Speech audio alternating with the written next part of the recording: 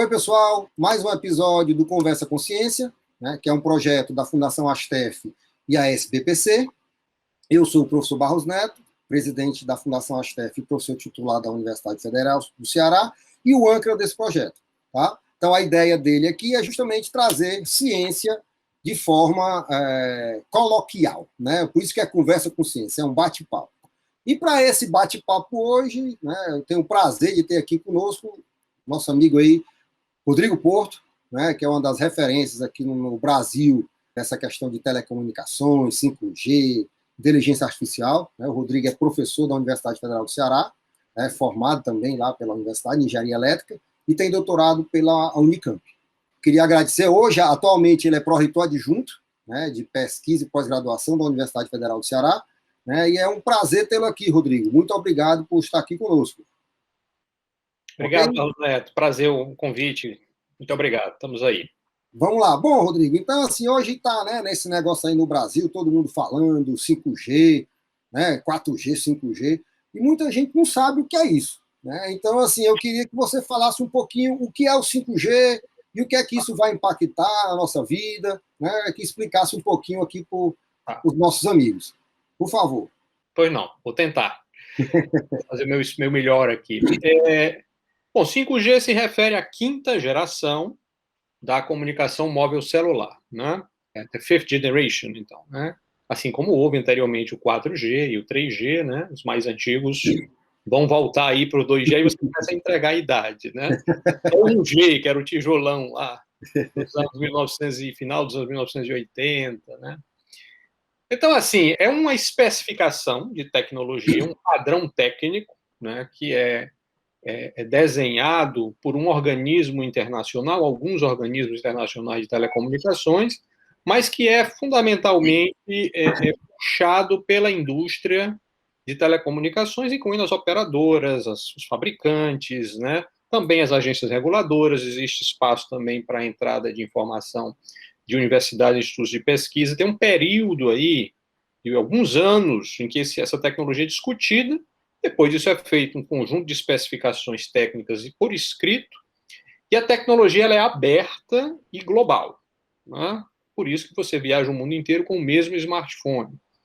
Porque os equipamentos eles seguem o mesmo padrão técnico, assim como o Wi-Fi também. Ou seja, existe toda uma compatibilidade, o que não impede que haja competição entre os fabricantes pela qualidade, pelo desempenho, pelo preço, né? Mas tecnicamente eles seguem o mesmo padrão. Então a gente vem numa evolução, né, que mais ou menos tem ocorrido a cada 10 anos, a cada década. Da primeira geração, que era analógica, para a segunda, que foi digital, foi quando surgiu a mensagem de texto. O 3G, ele deu uma primeira abertura para a internet móvel, mas ainda era muito focado na telefonia tradicional. O 4G foi que a banda larga móvel de fato explodiu, com a invenção do smartphone, foi uma coisa independente, mas concomitante. A invenção do smartphone, ali pelo final da década perto de 2010, um pouco antes de 2010, o lançamento do 4G, a invenção do smartphone, no caso pela Apple, com o iPhone, essas duas coisas se encontraram, né, e aí houve essa explosão da banda larga móvel com consequências, transformações sociais, políticas, econômicas, que nós ainda estamos tentando entender. Isso aí também é uma coisa que o pessoal fala muito, né? Banda larga. Né? Então, assim, o que é essa banda larga e o que é que isso tem a ver com 5G? Né? É porque antigamente, quem é mais antigo, né? Não é minha época. Acessava a internet por uma linha telefônica, era discada. Essa era a banda estreita. Então, tem banda larga para também diferenciar, porque a velocidade de transmissão é bem maior. Para o público em geral, a ideia de banda larga dá uma ideia de como se fosse uma rodovia muito larga. Né? Certo. Trafega muitos carros, no caso, trafegam muitos bits, muitas informações. E nesse caso aí, trafega, por exemplo, o sinal do telefone, a internet, né, a TV a cabo, tudo vai dentro dessas bandas, dessa estrada aí que é larga. Né? Estrada digital. O termo banda, ele tem sim um fundamento técnico, porque é uma banda de frequência, no espectro de radiofrequência. que você transmita as informações por ondas de rádio, né? Então, é uma banda, um pedaço do espectro. Ele é mais largo, portanto, ele cabe mais informação, né? E isso a gente está experimentando. Hoje em dia, o próprio 4G já tem uma velocidade muito boa para muitas aplicações, né? Você consegue assistir filmes de boa qualidade, ver televisão ao vivo, né? Enfim, a gente faz muita coisa com o 4G. Se a gente fosse parar o mundo hoje com as aplicações que a gente conhece no smartphone, né, que são redes sociais, vídeo, mensagens de áudio, fazer um upload de uma foto com rede social, enfim, tudo isso que a gente faz hoje, o 4G mais ou menos dá conta. Mas aí o que acontece? A indústria de telecom, ela está sempre tentando antever tendências, assim como foi lá atrás, quando ela viu a questão da internet e começou a criar uma banda larga sem fio móvel para que a internet, que era toda fixa, não sei se você lembra, a internet era toda fixa, toda cabeada, né? A indústria lá atrás viu essa oportunidade e começou a criar, então, uma tecnologia para que a internet migrasse para o celular. E isso aconteceu e é um grande sucesso, né? Bom, a indústria hoje não, já há alguns anos que o 5G começou a ser concebido, já tem alguns anos, né? Já é uma realidade técnica hoje, mas a concepção tem alguns anos já de trabalho. O que ela anteviu? Ela anteviu processos de transformação que o 4G já começou a sinalizar, né? Mas que vão se acelerar e que o 4G não foi preparado para absorver. Então, nós estamos falando, por exemplo, de automação em larga escala, né? Nós estamos falando de cidades inteligentes, nós estamos falando de veículos autônomos, né? Nós estamos falando de indústria 4.0, agricultura de precisão, monitoramento ambiental de precisão, ou seja, um big data, vamos chamar assim. Ok. E o que é que tem a mais do 4G para o 5G? É banda? Exatamente. Tem banda, mas tem mais do que isso. Então, o 5G ele é também um 4G turbinado. Tá? Quem tem 5G hoje nos Estados Unidos, por exemplo, você pode, em algumas localidades, você chega a ter 1 gigabit por segundo de taxa, né? Ou seja, você baixa um filme em 1 segundo, né? Um filme inteiro. Um filme legal, né? Aqui a gente fica feliz com 200 mega, né? Imagina. Pois é. E na palma da mão, né? Então, é fantástico. Então, ele faz 10 vezes mais rápido que o 4G já faz. Então, para a população em geral, a primeira impressão vai ser essa. No ano que vem, quando o 5G começar a funcionar aqui no Brasil, mais breve possível, os smartphones começarem a ser comercializados, quem comprar vai perceber logo isso. Né? Uma melhoria ainda maior do que o 4G já entrega em termos de banda. Mas isso não é o ponto. Vamos pegar o caso de uma Smart City, né? Uma cidade inteligente. É um conceito que tem relação também com o conceito de internet das coisas. Né? Você pode pegar, então, uma cidade inteligente. O que seria uma cidade inteligente? Ela usa a tecnologia digital para ter uma gestão urbana mais inteligente, mais economicamente eficiente, ecologicamente eficiente. No caso da gente, para dar um exemplo assim mais palpável, né? Nós temos um problema de segurança pública aqui. Né?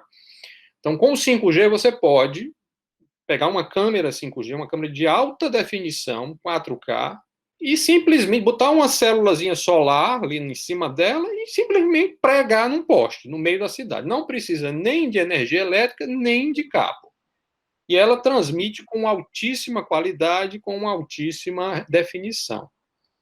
Mas veja, na hora que você começa a colocar isso em quantidade, né? Veja que já tem muita gente usando a banda larga móvel, mas aí você está criando uma camada nova de serviços, que não são mais pessoas, são coisas, objetos. Né? E olhando um pouco mais para frente, o transporte autônomo, uma frota de caminhões que se desloque, uma velocidade baixa, mas se desloque de forma autônoma numa grande rodovia aqui no Brasil. Né? E você dá escala nisso também. Sensores de medição de água, de medição de vazamento de água, de coleta de consumo de energia, o smart grid, né, que permite que as pessoas produzam energia, joguem na rede, isso tudo precisa ser monitorado. A indústria 4.0, que envolve automação de manufatura, eventualmente robôs. A indústria está olhando o que é que está acontecendo de forma incipiente, mas que são tendências que estão se acelerando. Então, olhando para frente, para essa década agora e a próxima, com a explosão dessa tendência de internet das coisas, né? Milhares, milhões de novos usuários que são coisas e não pessoas e que funcionam autonomamente, né? Não é um funcionamento para nós diretamente, nos afeta, claro, mas não sou eu que estou no smartphone, é um objeto, uma máquina, né, que está se comunicando. Então, isso vai ampliar a demanda. É uma outra camada de demanda sobre as redes de telecom. Então, a banda larga do 5G ser muito larga ajuda, né? Mas algumas aplicações, eu vou dar um exemplo também de uma aplicação que é muito futurista, né, já é menos hoje com o 5G, que é a ideia da cirurgia remota. Né? Uhum. É uma aplicação que a gente usa muito assim, porque ela é muito extrema. Né? Então, você tem um grande cirurgião, cara, um bambambam, ele está em São Paulo. Mas vai ser possível ele ter uma filial da clínica dele aqui, com um robô, em que ele faz a cirurgia à distância, controlando esse robô. Esse controle, como é um negócio extremamente fino e crítico, existe uma coisa que seria um atraso de tempo entre o momento que ele dá um comando lá, com controle, e o momento que o robô executa esse corte, essa incisão. Se isso fosse no 4G, né? Isso sendo feito no 4G, que você está dizendo. O 5G leva esse atraso para praticamente zero.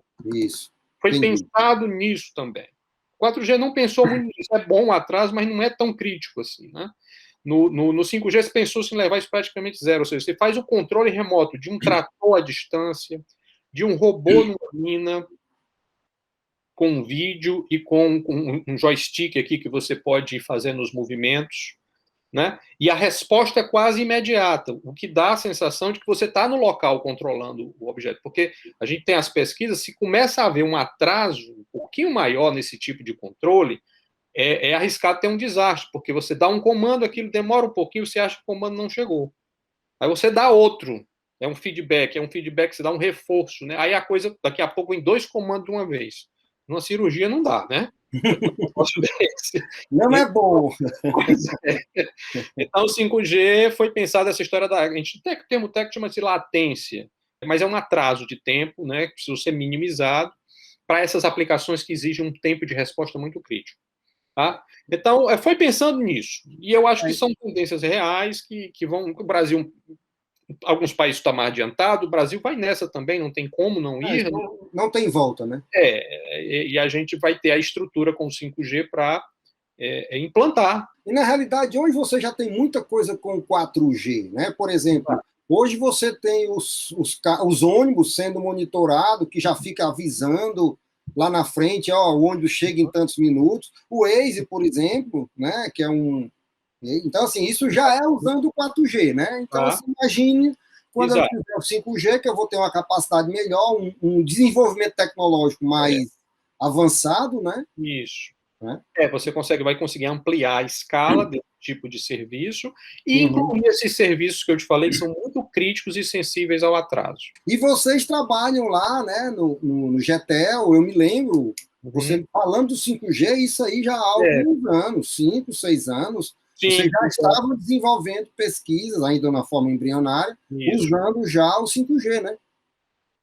Exato, como eu lhe disse, essa tecnologia tem 3 momentos, né? Tem um momento que é um grande brainstorming, que é mundial, entre a indústria, os fabricantes de equipamentos de rede, os fabricantes de smartphones, as operadoras, tem também o espaço para a comunidade técnico-científica. Um grande brainstorming, ali saem algumas ideias, isso tem uma filtragem, são eleitos alguns conceitos-chave, algumas definições, isso vai para uma fase de padronização. Essa fase de padronização é quando você vai escrever os documentos técnicos, que são quase como uma planta baixa aí de como é que você vai fazer o equipamento futuramente, para que todo mundo faça equipamentos compatíveis. Trabalho muito minucioso, né, muito técnico. Depois isso vai para as empresas fabricarem, né, para finalmente chegar na ponta e as operadoras comprarem o equipamento, instalarem e começarem a comercializar os planos e os smartphones. Nós estamos já nessa realidade em muitos países. E no Brasil está um pouquinho atrasado por questões regulatórias, mas tecnologicamente já está resolvido já desde 2020. Já está tudo então, esse brainstorm ele começa lá 5, 6 anos antes, né, porque a coisa vai evoluindo. Então, fazendo um spoiler aqui, a gente começou a pesquisar o 6G já. Pois é, eu já ia fazer essa pergunta. Ninguém sabe bem o que é ainda. Né? Aí, nesse momento do brainstorm, surgem as aplicações assim, mais né? Estapafúrdios, né? Um brainstorm recente mesmo, eu dei a sugestão. Olha, nós precisamos começar a pensar na internet que vai ser instalada em Marte e na Lua. Mas Hoje não é um absurdo, não. Eu estava lendo hoje que já estão criando uma internet para a Lua para poder fazer fazer e tudo mais, já para pensando nos cientistas que vão base, né? Uma base que vai ter lá. Né? É o viés do jornal. Exato. E eu me lembro que a gente estava no 4G e já falava no 5G. Agora nós estamos no 5 e estamos falando no 6. Né? Nosso papel aqui na academia é um pouco esse, né? Puxar a fronteira, né? Uhum. Empurrar a fronteira e pesquisar, para também não adianta você só jogar as ideias e também depois não ter subsídio para torná-las reais, né?